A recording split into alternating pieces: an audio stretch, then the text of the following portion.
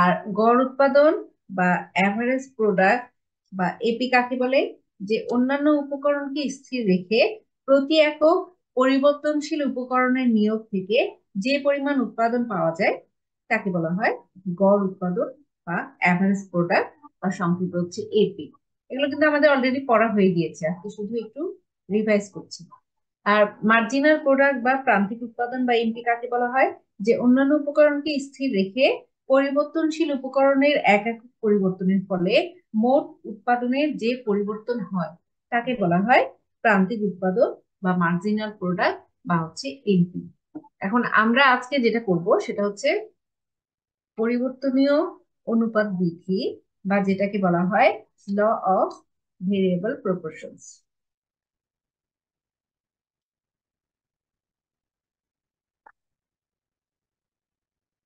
একটু এক মিনিট।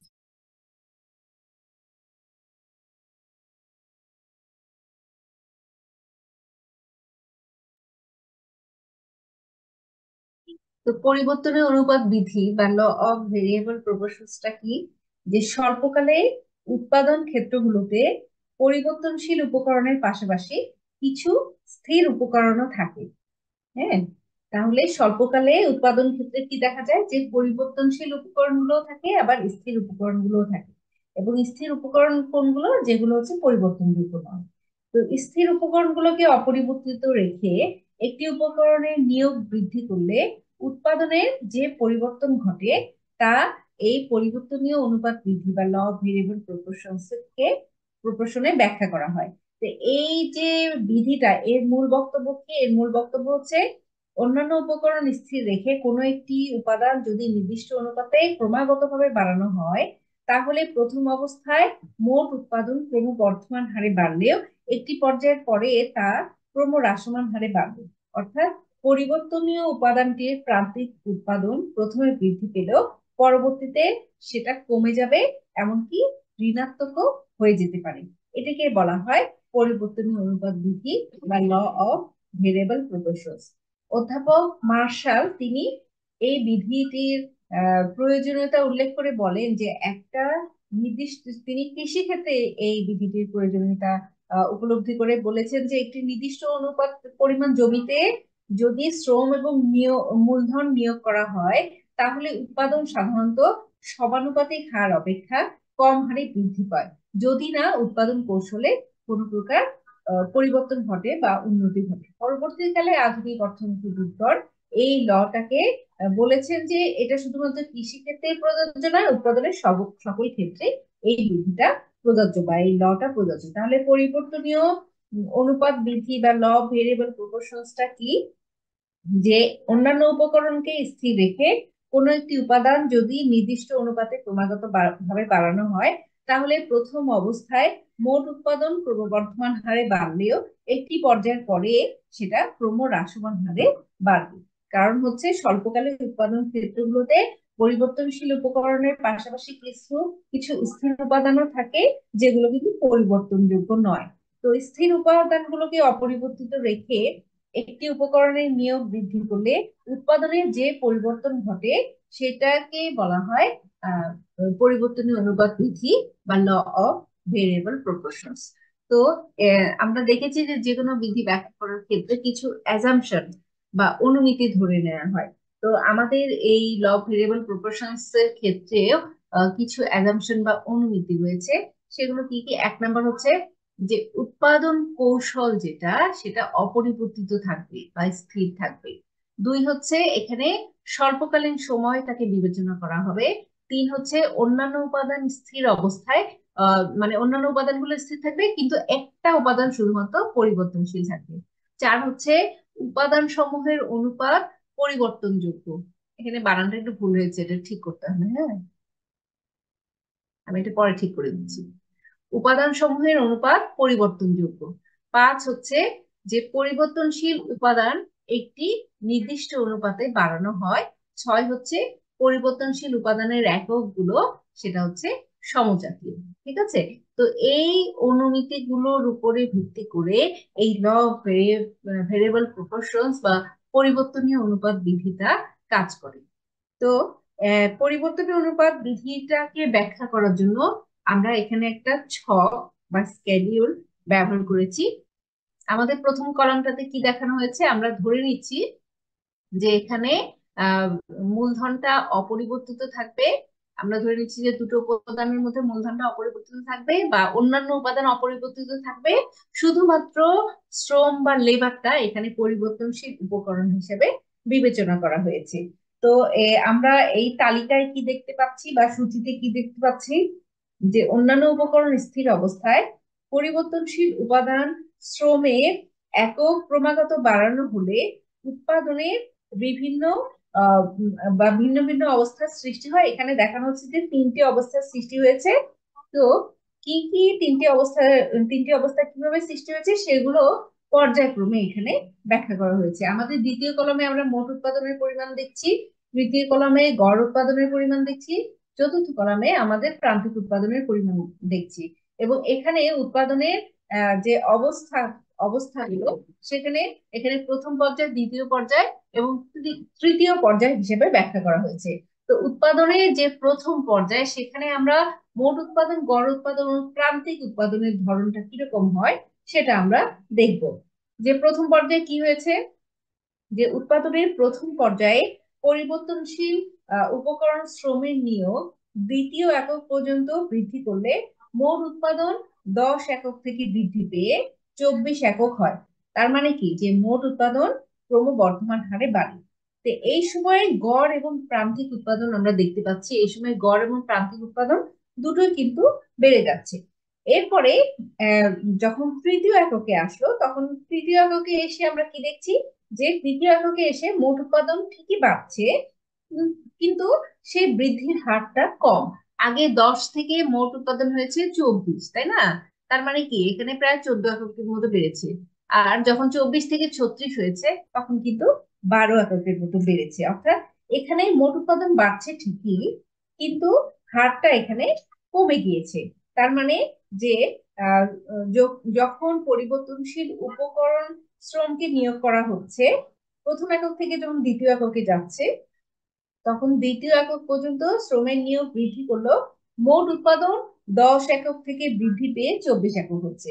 অর্থাৎ মোট উৎপাদন ক্রমবর্ধমান হারে বাড়ছে, কিন্তু যখন দ্বিতীয় একক থেকে তৃতীয় এককে যাওয়া হচ্ছে, অর্থাৎ তৃতীয় এককে এসে মোট উৎপাদন ঠিকই বাড়ছে, কিন্তু সেই বৃদ্ধির হারটা কম। অর্থাৎ এটা ক্রমহ্রাসমান হারে বাড়ছে। আর এই ক্ষেত্রে আমরা কি দেখছি, এই ক্ষেত্রে আমাদের গড় উৎপাদন এবং প্রান্তিক উৎপাদন দুটোই বাড়ছে। কাজে তৃতীয় এককে প্রথম এবং দ্বিতীয় এককে গড় উৎপাদন এবং প্রান্তিক উৎপাদন বাড়ছে, কিন্তু তৃতীয় এককে এসে কি দেখা যাচ্ছে, যে তৃতীয় এককে মোট উৎপাদন বাড়ে ঠিকই, কিন্তু বৃদ্ধির হারটা কমে যায়। অর্থাৎ সেটা বৃদ্ধির হারটা ক্রমহ্রাসমান হয়ে যায়। এই অবস্থায় প্রান্তিক উৎপাদনটা কি হয়, কমতে থাকে, তাই না?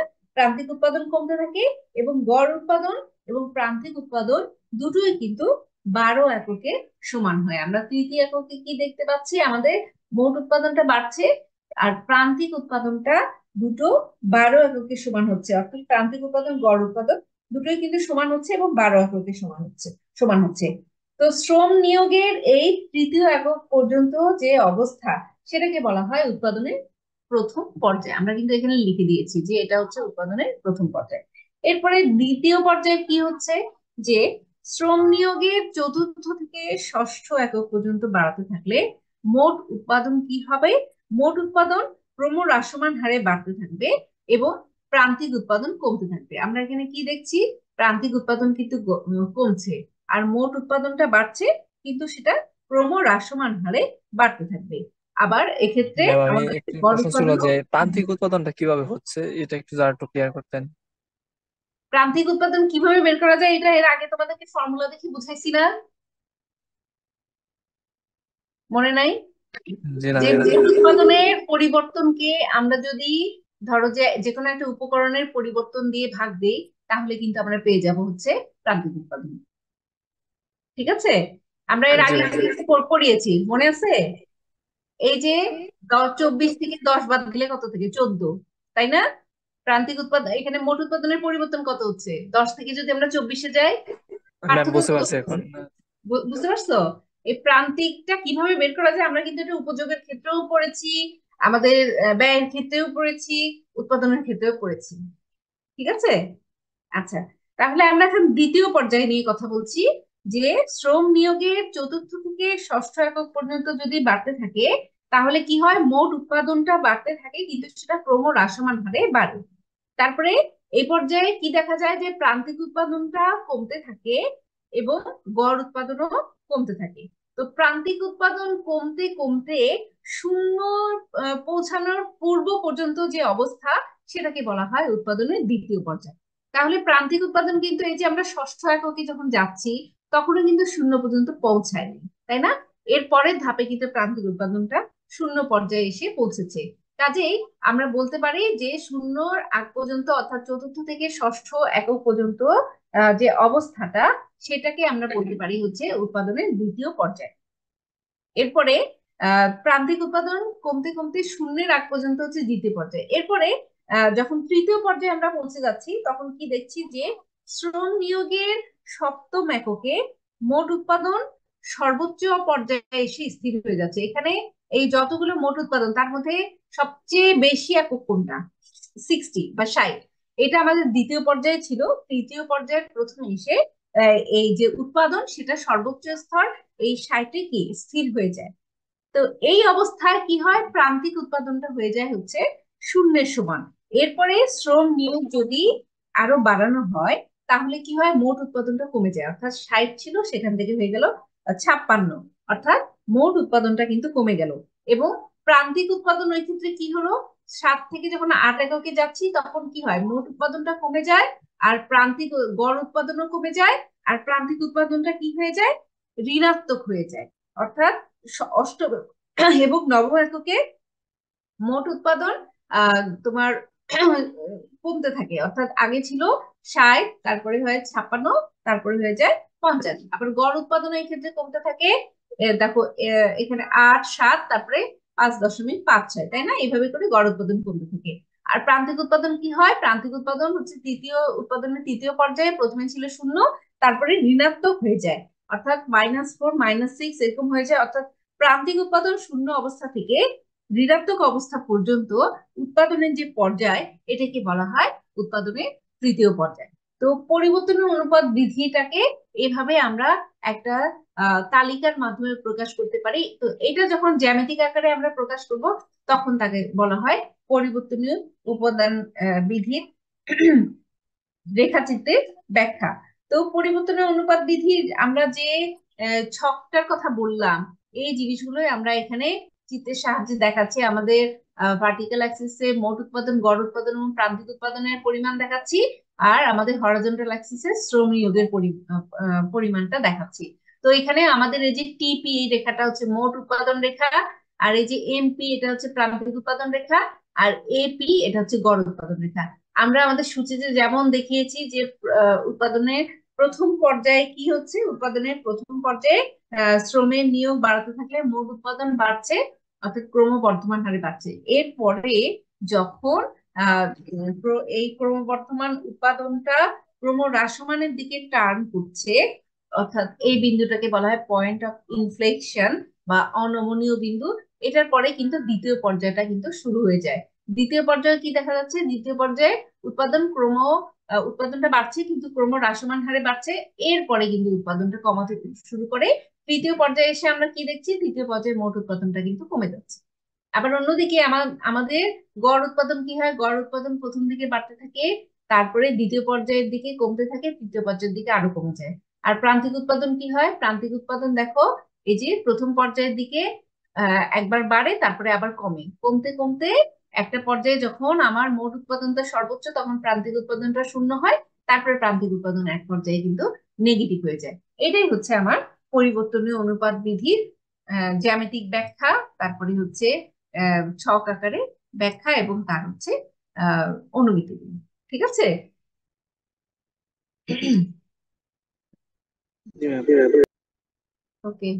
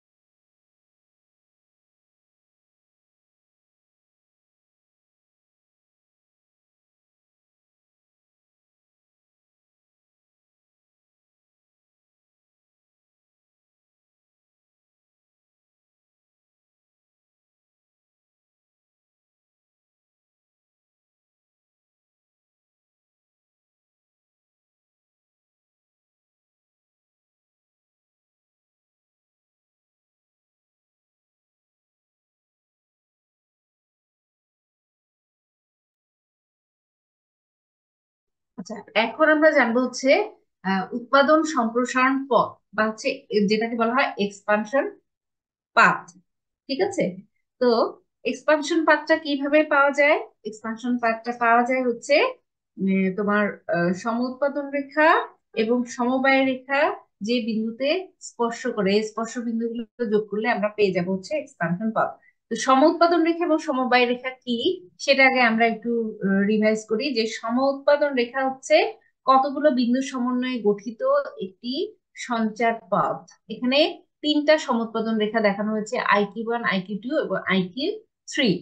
তো সম উৎপাদন রেখাটা কি? সম উৎপাদন রেখা হচ্ছে কতগুলো বিন্দু, এই যে আইকিউ 1 এর উপরে কিন্তু অনেকগুলো বিন্দু আছে, হ্যাঁ, যে কতগুলো বিন্দু সমন্বয়ে গঠিত একটি সঞ্চার পথ, যার উপরে অবস্থিত প্রতিটি বিন্দুতে দুটো উপকরণের বিভিন্ন সংমিশ্রণ প্রকাশ পায় এবং সেই সংমিশ্রণগুলোতে আহ সমপরিমাণ উৎপাদন পাওয়া যায়। এটাই হচ্ছে সম উৎপাদন রেখার সংজ্ঞা।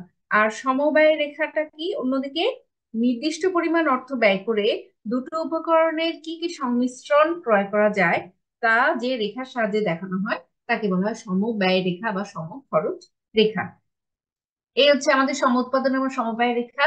তো এখানে আমাদের তিনটা সমউৎপাদন রেখা এবং তিনটা সমবায় রেখা দেখানো হয়েছে। আমাদের প্রথম সমউৎপাদন রেখা হচ্ছে আইকিউ 1, যেখানে আমাদের সমবায় রেখা হচ্ছে এবি। এখন এই আইকিউ 1 আমরা কি জানি, উৎপাদকের ভারসাম্য কোথায় নির্ধারিত হয়? যেখানে সমউৎপাদন রেখা এবং সমবায় রেখা স্পর্শ করে, সেটাকে বলা হয় উম, উৎপাদকের ভারসাম্য বিন্দু। তো এখানে আমাদের আইকিউ 1 এবং এবি যে সমবায় রেখা সেটা ই বিন্দুতে স্পর্শ করেছে। এরপরে দ্বিতীয় আমরা সম উৎপাদন রেখা যাই। আমাদের দ্বিতীয় সম উৎপাদন রেখা হচ্ছে আইকিউ 2, যেখানে আমাদের সমবায় রেখা হচ্ছে সিডি। এই সম উৎপাদন রেখা এবং সমবায় রেখা এফ বিন্দুতে স্পর্শ করেছে। এরপরে তৃতীয় সম উৎপাদন রেখা হচ্ছে আইকিউ 3, যেটা হচ্ছে ই এফ সমবায় রেখার সাথে জি বিন্দুতে স্পর্শ করেছে। তো আমরা এখানে তিনটা কিন্তু ভারসাম্য বিন্দু পেয়ে যাচ্ছি, ই, এফ এবং জি। এই তিনটা বিন্দুই হচ্ছে সমউৎপাদন রেখা এবং সমবায় রেখাগুলো যে বিন্দুতে স্পর্শ করেছে সেখানে উৎপাদকের ভারসাম্য নির্ধারিত হয়েছে। তো এই ভারসাম্য বিন্দুগুলোকে যোগ করলে আমরা মূল বিন্দু থেকে ভারসাম্য বিন্দুগুলোকে যোগ করলে যে রেখাটা পাবো এটাকে বলা হয় উৎপাদন সম্প্রসারণ পথ বা হচ্ছে এক্সপানশন পাথ। তো এই এক্সপানশন পাথগুলোর আমাদের কিন্তু ব্যবহার আছে। যে এখানে আমাদের বলা হচ্ছে যে সমুৎপাদন রেখা এবং সমবায় রেখার যে বিন্দুতে স্পর্শ করবে সেখানে কিন্তু উৎপাদকের ভারসাম্য অর্জিত হবে। তো উপকরণ নিয়োগ বৃদ্ধির সাথে সাথে আমাদের কিন্তু ভারসাম্য বিন্দুরও পরিবর্তন হয়ে যায়। তো এই জন্যই কিন্তু আমাদের এখানে আমরা আমরা প্রথমেই যেমন ই বিন্দুতে ভারসাম্য অর্জিত হয়েছে সেটা দেখেছি। এরপরে আমাদের উপকরণ নিয়োগের বৃদ্ধির সাথে সাথে আমাদের কি হচ্ছে, ভারসাম্য বিন্দুর পরিবর্তন হয়েছে। তখন আমাদের নতুন আইকিউ 2 রেখার সাথে আমাদের সমবায় রেখা সিডির স্পর্শ বিন্দু এফ পেয়েছি। এইভাবে পরিবর্তিত যে ভারসাম্য বিন্দুগুলো সেটা যোগ করে যে রেখাটি পাওয়া যায় সেটাকে বলা হয় উৎপাদন সম্প্রসারণ পথ বা হচ্ছে এক্সপানশন পাথ। অর্থাৎ অন্যভাবে আমরা যদি বলি যে উৎপাদন সম্প্রসারণ পথ হচ্ছে কতগুলো বিন্দু সমন্বয়ে গঠিত এমন একটি সঞ্চার পথ যার প্রতিটি বিন্দুতে সমউৎপাদন রেখা এবং সমবায় রেখাগুলো পরস্পর পরস্পরকে স্পর্শ করে। তো আমরা এখানে চিত্রে তিনটি সমউৎপাদন রেখা আইকিউ 1, আইকিউ 2, আইকিউ 3 দেখতে পাচ্ছি এবং তিনটি সমবায় রেখা এ বি সি ডি এবং ই এফ দেখতে পাচ্ছি। তো এই সমউৎপাদন রেখা এবং সমবায় রেখাগুলো ই, এফ এবং জি বিন্দুতে স্পর্শ করেছে। ফলে আমরা যে তিনটি ভারসাম্য বিন্দু পাচ্ছি ই, এফ এবং জি, এই বিন্দুগুলো যোগ করলে যে রেখাটি পাওয়া যায় সেটাকেই বলা হয় এক্সপানশন পাথ বা উৎপাদন সম্প্রসারণ পথ। ঠিক আছে। এটা কিন্তু তোমাদের ছোট প্রশ্ন আকারে আসতে পারে যে উৎপাদন সম্প্রসারণ পথ কি। এরপরে আমরা চলে যাচ্ছি যে মাত্রাগত উৎপাদন বা রিটার্নস টু স্কেল। তো উৎপাদনের সকল উপকরণ একটি নির্দিষ্ট অনুপাতে পরিবর্তিত করলে মোট উৎপাদনের পরিমাণে যে পরিবর্তন দেখা দেয় তাকে বলা হয় মাত্রাগত উৎপাদন বা রিটার্নস টু স্কেল। তাহলে কি দাঁড়াচ্ছে, যে উৎপাদনের সকল উপকরণই যদি একটি নির্দিষ্ট অনুপাতে পরিবর্তন করা হয় তাহলে মোট উৎপাদনের পরিমাণে যে পরিবর্তন হয় তাকে বলা হয় মাত্রাগত উৎপাদন বা রিটার্নস টু স্কেল। তো মাত্রাগত উৎপাদন ধারণাটি কিন্তু আমাদের লং রান বা দীর্ঘমেয়াদের সাথে সম্পর্কিত, কারণ দীর্ঘমেয়াদে উৎপাদনের সকল উপকরণই কিন্তু পরিবর্তনীয়, কিন্তু স্বল্পকালে কোনো কোনো উপকরণ কিন্তু অপরিবর্তনীয় থাকে। এজন্য স্বল্পকালে উৎপাদন কার্যক্রমের যে মাত্রাগত উৎপাদন অর্থাৎ রিটার্নস টু স্কেল বা চেঞ্জেস ইন স্কেল, এটা কিন্তু পসিবল হয় না। তবে দীর্ঘকালে যেহেতু উৎপাদনের সকল উপকরণই সমানভাবে বাড়ানো সম্ভব, সুতরাং দীর্ঘকালে সকল উপকরণের সমানুপাতিক বৃদ্ধির দরুন উৎপাদনের পরিমাণে যে পরিবর্তন আসে সেটাকে বলা হয় মাত্রাগত উৎপাদন বা রিটার্নস টু স্কেল। তো বিভিন্ন ধরনের মাত্রাগত উৎপাদন বা রিটার্নস টু স্কেল রয়েছে। নাম্বার ওয়ান হচ্ছে স্থির মাত্রাগত উৎপাদন বা constant returns to scale. Number two হচ্ছে ক্রমবর্ধমান মাত্রাগত উৎপাদন বা increasing returns to scale. Number three হচ্ছে ক্রমহ্রাসমান মাত্রাগত উৎপাদন বা হচ্ছে ডিক্রিজিং রিটার্নস টু স্কেল। তো আমরা এখন একটা একটা করে এখন ব্যাখ্যাগুলো জানবো। যে আমাদের প্রথমে হচ্ছে স্থির মাত্রাগত উৎপাদন বা কনস্ট্যান্ট রিটার্নস টু স্কেল। এটা কি? যে উৎপাদনের সকল উপকরণ একটি নির্দিষ্ট অনুপাতে বৃদ্ধি করলে উৎপাদনও যদি একই অনুপাতে বৃদ্ধি পায় তাকে বলা হয় স্থির মাত্রাগত উৎপাদন বা হচ্ছে কনস্ট্যান্ট রিটার্নস টু স্কেল। তো এখানে কি দেখা যাচ্ছে? এখানে আমাদের চিত্রে আমরা কি দেখতে পাচ্ছি? যে চিত্রে দেখা যাচ্ছে আমাদের এখানে দুটো উপকরণ, একটা হচ্ছে লেবার বা শ্রম আর একটা হচ্ছে মূলধন বা হচ্ছে কে। তো এই দুটো উপকরণের ব্যবহার করে আমাদের মোট উৎপাদনের যে পরিবর্তনটা আমরা দেখছি, অর্থাৎ এই উৎপাদনের যে এই দুটো উপকরণ একটা নির্দিষ্ট অনুপাতে পরিবর্তিত করলে যে আমাদের মোট উৎপাদনের যে পরিবর্তনটা আমরা দেখবো সেটাই কিন্তু আমাদের রিটার্ন টু স্কেল বা মাত্রাগত উৎপাদন থেকে আমরা জানতে পারি। তো আমরা এখানে স্থির মাত্রাগত উৎপাদন বা কনস্ট্যান্ট রিটার্নস টু স্কেল দেখছি। এখানে আমাদের চিত্রে আমাদের ভার্টিক্যাল অ্যাক্সিসে মূলধনের পরিমাণ দেখাচ্ছে এবং হরাইজন্টাল অ্যাক্সিসে শ্রম বা লেবারের পরিমাণটা দেখাচ্ছে। তো চিত্র অনুযায়ী আমরা কি দেখতে পাচ্ছি? চিত্র অনুযায়ী দেখতে পাচ্ছি শ্রম এবং মূলধন এক একক ব্যবহার করে উৎপাদনের পরিমাণ হচ্ছে 100 একক, যা হচ্ছে IQ1 সম উৎপাদন রেখার বিন্দু ভারসাম্য বিন্দু দ্বারা নির্দেশিত হয়েছে। অর্থাৎ এখানে আমার IQ1 সম উৎপাদন রেখা, এখানে উৎপাদনের পরিমাণ হচ্ছে 100 একক, যেখানে আমার এই যে আমার সমবায় রেখা হচ্ছে এই যে এইটা। হ্যাঁ, তো এখানে আমাদের সম উৎপাদন ও সমবায় রেখার স্পর্শ বিন্দু হচ্ছে, স্পর্শ করেছে হচ্ছে এই বিন্দুতে, এবং এখানে আমার উৎপাদনের পরিমাণ হচ্ছে 100 একক। এখন যদি উপকরণগুলোর পরিমাণ দ্বিগুণ করা হয়, অর্থাৎ যদি লেবার যদি দ্বিগুণ করা হয় এবং মূলধনও যদি দ্বিগুণ করা হয়, তাহলে কিন্তু উৎপাদনের পরিমাণটাও দ্বিগুণ হয়ে যাবে। আমরা এই চিত্রে কি দেখতে পাচ্ছি? যে আমাদের শ্রম নিয়োগ এবং মূলধন নিয়োগের পরিমাণ দ্বিগুণ করার ফলে আমার উৎপাদনও দ্বিগুণ হয়ে গিয়েছে। অর্থাৎ আগে ছিল 100, পরে হয়েছে 200। এরপরে যদি আমার শ্রম এবং মূলধনের নিয়োগের পরিমাণ যদি 3 গুণ করা হয়, তাহলে আমরা ওই ক্ষেত্রে দেখতে পাচ্ছি যে আমার উৎপাদনের পরিমাণও কিন্তু 3 গুণ হয়ে গিয়েছে।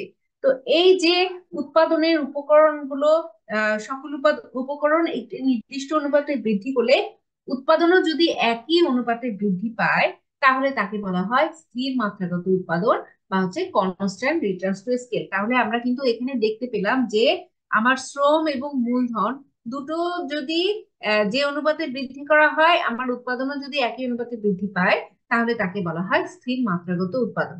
এরপরটাতে আমরা চলে যাচ্ছি। এরপরটাতে হচ্ছে ক্রমবর্ধমান মাত্রাগত উৎপাদন। যে ক্রমবর্ধমান মাত্রাগত উৎপাদনটা কি? যে উৎপাদনের সকল উপকরণ একটি নির্দিষ্ট অনুপাতে বৃদ্ধি করলে উৎপাদন যদি তার চেয়ে বেশি হারে বা বেশি অনুপাতে বৃদ্ধি পায়, তাহলে তাকে বলা হয় ক্রমবর্ধমান মাত্রাগত উৎপাদন বা ইনক্রিজিং রিটার্নস টু স্কেল। তো আমাদের এখানে চিত্রে একইভাবে এখানে আমাদের ভার্টিক্যাল অ্যাক্সিসে হচ্ছে মূলধন এবং হরাইজন্টাল অ্যাক্সিসে হচ্ছে শ্রম বা লেবার নির্দেশ করা হয়েছে। তো এখানে কি দেখা যাচ্ছে? যে শ্রম এবং মূলধন 1 একক করে ব্যবহার করলে মোট উৎপাদন হয় হচ্ছে 100 একক, যা হচ্ছে IQ1 সম উৎপাদন রেখার বিন্দু দ্বারা নির্দেশ করা হয়েছে। এখন যদি উপকরণগুলোর পরিমাণ দ্বিগুণ করা হয়, অর্থাৎ লেবার যদি 2 একক নিয়োগ করা হয় এবং মূলধন যদি 2 একক নিয়োগ করা হয়, তাহলে মোট উৎপাদনের পরিমাণ দাঁড়ায় হচ্ছে 250 একক, যা হচ্ছে IQ2 আর বি বিন্দু দ্বারা নির্দেশ করা হয়েছে। এখানে কি দেখা যাচ্ছে যে দ্বিগুণ পরিমাণ উপকরণ নিয়োগ করা হলে মোট উৎপাদন কিন্তু দ্বিগুণেরও বেশি বৃদ্ধি পেয়েছে। একইভাবে যদি উপকরণের পরিমাণ বৃদ্ধি করে 3 গুণ করা হয়, অর্থাৎ লেবার যদি 3 একক এবং মূলধন যদি 3 একক নিয়োগ করা হয়, তাহলে মোট উৎপাদন বৃদ্ধি পেয়ে এখানে দাঁড়াচ্ছে 450 একক, যা IQ3 সম উৎপাদন রেখা দ্বারা নির্দেশিত হয়েছে। তো এই ক্ষেত্রে আমরা কি দেখতে পাচ্ছি যে উপকরণ 3 গুণ বাড়ানোর ফলে মোট উৎপাদনের পরিমাণ 3 গুণেরও বেশি বৃদ্ধি পেয়েছে। প্রথমে যখন উপকরণের নিয়োগ IQ1 থেকে IQ2 তে যাচ্ছি, যখন উপকরণের নিয়োগ দ্বিগুণ বাড়ানো হচ্ছে, তখন আমরা দেখতে পাচ্ছি মোট উৎপাদনের পরিমাণ দ্বিগুণের চেয়ে বেশি বৃদ্ধি পেয়েছে। আবার যখন আমরা IQ2 থেকে IQ3 দিকে যাচ্ছি, তখন দেখা যাচ্ছে যে উপকরণ যে হারে নিয়োগ করা হচ্ছে, মোট উৎপাদনের পরিমাণ এখানে আমরা দেখতে পেয়েছি যে 3 গুণ করা হচ্ছে, অর্থাৎ 3 গুণের চেয়ে কি বেশি বৃদ্ধি পেয়েছে। তো এই যে উপকরণের উৎপাদনের সকল উপকরণ আহ একটা নির্দিষ্ট অনুপাতে বৃদ্ধি করার ফলে মোট উৎপাদনটা তার চাইতে বেশি হারে বৃদ্ধি পেয়েছে বা বেশি অনুপাতে বৃদ্ধি পেয়েছে। তো এই ধরনের মাত্রাগত উৎপাদনকে বলা হয় ক্রমবর্ধমান মাত্রাগত উৎপাদন। আচ্ছা, এরপরে আমরা চলে যাচ্ছি ক্রমহ্রাসমান মাত্রাগত উৎপাদন বা ডিক্রিজিং রিটার্নস টু স্কেল। সেটা কি? যে উৎপাদনের সকল উপকরণ একটি নির্দিষ্ট অনুপাতে বৃদ্ধি করলে উৎপাদন যদি তার চাইতে কম হারে বা কম অনুপাতে বৃদ্ধি পায়, তাহলে তাকে বলা হয় ক্রমহ্রাসমান মাত্রাগত উৎপাদন। তো এই ক্ষেত্রেও আমাদের ভার্টিক্যাল অ্যাক্সিসে মূলধন এবং হরাইজন্টাল অ্যাক্সিসে আমাদের লেবার বা শ্রম দেখানো হয়েছে।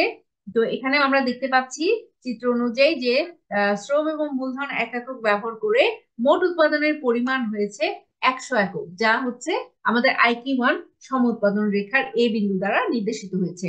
এখন যদি উপকরণের পরিমাণ দ্বিগুণ করা হয়, অর্থাৎ এল যদি 2 একক এবং মূলধন বা কে যদি 2 একক করা হয়, তাহলে উৎপাদনের পরিমাণ এখানে দাঁড়িয়েছে 150 একক, যা IQ2 সম উৎপাদন রেখার দুই বিন্দু দ্বারা নির্দেশ করা হয়েছে।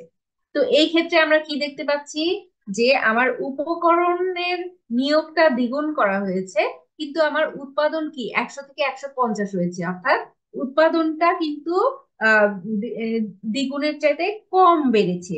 তো মোট উৎপাদন অর্থাৎ মোট উৎপাদন দ্বিগুণের চাইতে কম বৃদ্ধি পেয়েছে। একইভাবে যদি উপকরণের পরিমাণ বৃদ্ধি 3 গুণ করা হয়, অর্থাৎ IQ2 থেকে যদি IQ3 দিকে মুভ করা হয়, তাহলে কি দেখা যাচ্ছে যে উপকরণ যে অনুপাতে নিয়োগ করা হচ্ছে, মোট উৎপাদন তার চাইতে কিন্তু কম হারে বাড়ছে। অর্থাৎ উৎপাদনের সকল উপকরণ একটা নির্দিষ্ট অনুপাতে বৃদ্ধি করলে যদি মোট উৎপাদন তার চাইতে কম হারে বাড়ে বা কম অনুপাতে বৃদ্ধি পায়, তাহলে তাকে বলা হয় ক্রমহ্রাসমান মাত্রাগত উৎপাদন বা ডিক্রিজিং রিটার্নস টু স্কেল। তো এইভাবে সম উৎপাদন রেখা এবং সমবায় রেখার সাহায্যে মাত্রাগত উৎপাদন বা রিটার্নস টু স্কেল যে এই ধারণাটি, এটা কিন্তু ব্যাখ্যা করা যায়। তাহলে তোমরা বুঝতে পারছো কিভাবে কি হইলো? আমি কিন্তু গাণিতিক উদাহরণ দিয়ে দিয়ে তোমাদেরকে বুঝাইলাম। হ্যালো, হ্যালো,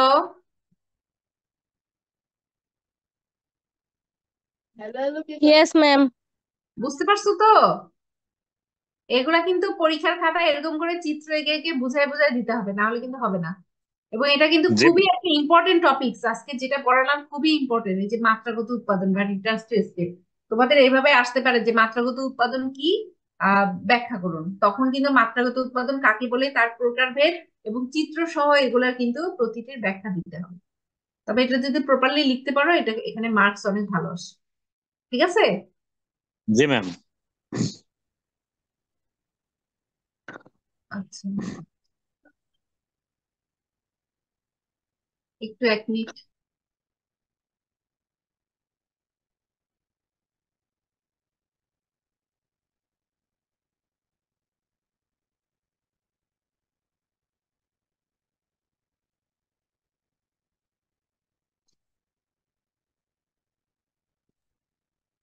আচ্ছা, আমরা এখন এভারেজ কস্ট বা গড় ব্যয় এবং মার্জিনাল কস্ট বা এমসি বা প্রান্তিক ব্যয়ের মাঝে যে সম্পর্ক বা রিলেশনশিপ, সেটা আমরা দেখবো। আমরা এর আগে কিন্তু পড়েছি, অলরেডি পড়েছি যে গড় ব্যয় বা এবং প্রান্তিক ব্যয় কাকে বলে। গড় ব্যয়টা কি?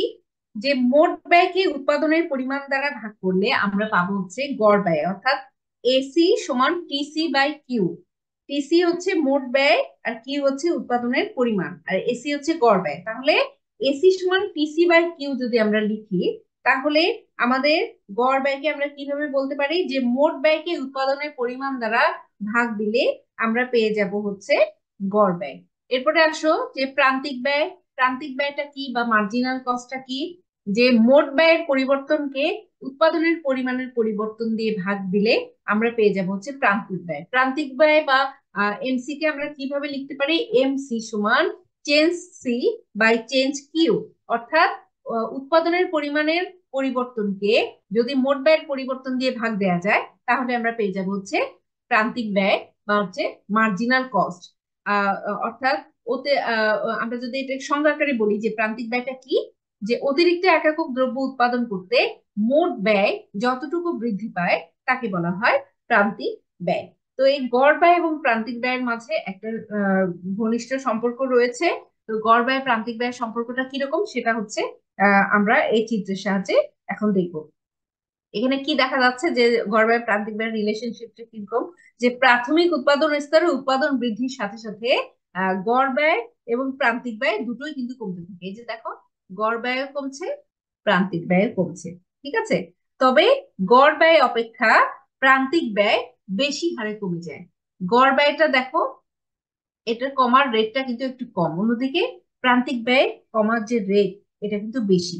তাহলে উৎপাদনের প্রাথমিক পর্যায়ে উৎপাদন বৃদ্ধির সাথে সাথে গড় ব্যয় এবং প্রান্তিক ব্যয় দুটোই কিন্তু কমতে থাকে।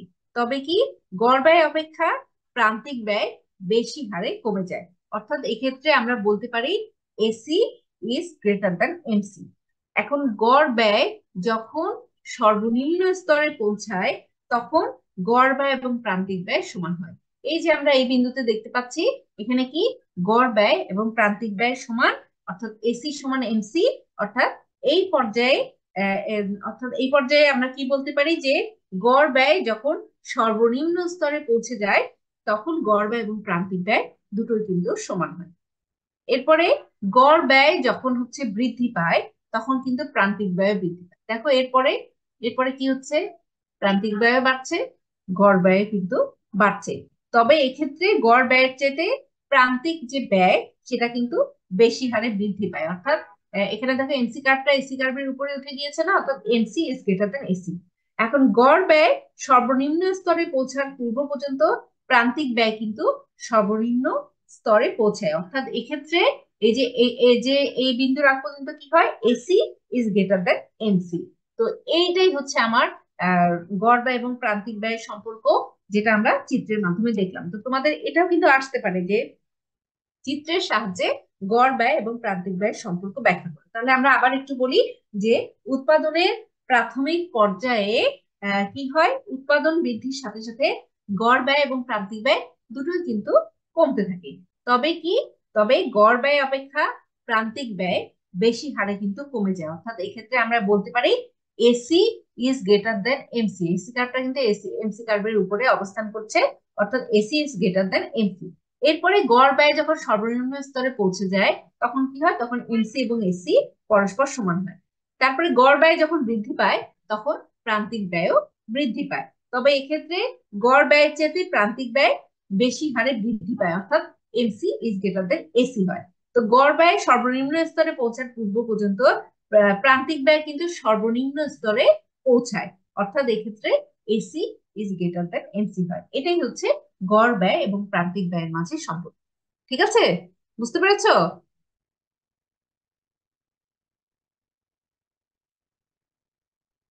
হ্যালো, কারো কোনো শব্দ নাই কেন? জি ম্যাম, শুনতেছি, কথাগুলো শুনতেছি মনোযোগ দিয়ে ম্যাম।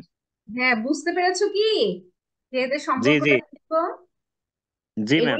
এগুলো কিন্তু বড় বড় আজকে যেগুলো পড়াইলাম, বুঝছো, এগুলো সবই কিন্তু বড় বড় প্রশ্নের আদলে তোমাদের আসতে পারে। হ্যাঁ, এবং এগুলো খুবই ইম্পর্টেন্ট টপিকস। আচ্ছা, কালকে তোমাদের আমার ক্লাস ছাড়া আর কারো ক্লাস আছে? ইংলিশ আছে মনে হয়, না? ম্যাম এটা তো বলতে পারলাম না। কেন তোমাদের টিচার যোগাযোগ করছে না যে তোমাদের ক্লাস হবে কিনা? গ্রুপে এখনো দেয়নি। বাংলা ক্লাস আছে, হ্যাঁ, ইংলিশ ক্লাস বাংলা আছে। ক্লাস আছে, ইংলিশেরটা বলতে পারছি না। আচ্ছা, ঠিক আছে, কালকে আমার ক্লাস হবে, কিন্তু ওই যে 30 মিনিট, 30 বা 35 পর্যন্ত ক্লাস নিবো, তারপরে আমার আবার এক্সাম আছে। হ্যাঁ, তোমাদের ক্লাসটা নিবো কালকে। জি ম্যাম, ধন্যবাদ ম্যাম। ঠিক আছে, তো আজকে জি রেখে ম্যাম। দিচ্ছি। তোমাদের আজকে উপস্থিতি এত কম, আমার না আজকে আরো অনেক পড়ানোর প্ল্যান ছিল, কিন্তু উপস্থিতি কম জন্য আজকে আর কন্টিনিউ করছি না। কারণ হচ্ছে বেশি সংখ্যক স্টুডেন্টের মাঝে যদি পড়াটা না যায়, তাহলে তো আসলে লাভ হবে না। ঠিক আছে, আমি তো ভাবছি অনলাইনে তোমাদের উপস্থিতি বেশি, এই জন্য যেহেতু একটা লং টাইম গ্যাপ গেল, আমি আজকে অনেকগুলো পড়ানোর প্রিপারেশন নিয়ে আসছিলাম। না ম্যাম, 8 দিন তো উপস্থিত বেশি থাকে, আজকে কেন জানি না উপস্থিতি একটু কম, অন্যান্য দিনে উপস্থিত তো অনেক বেশি থাকে। হ্যাঁ, আমি তো সেটাই দেখছি, মানে আমি কম করে হলেও মানে 14-15 এরকম দেখছি, কিন্তু আজকে না, একেবারে অনেক কম, অনেক কম। নর্মালি তো 20-22 জন আমরা থাকি, কিন্তু কেন জানি না আজকেই কম। হুম, হুম, সেটাই। ঠিক আছে, আজকে আর তাহলে পড়াচ্ছি না, কালকে ইনশাল্লাহ ক্লাসে দেখা হবে। হ্যাঁ, জি ম্যাম, ওকে, ধন্যবাদ ম্যাম। ওকে, আল্লাহ হাফিজ।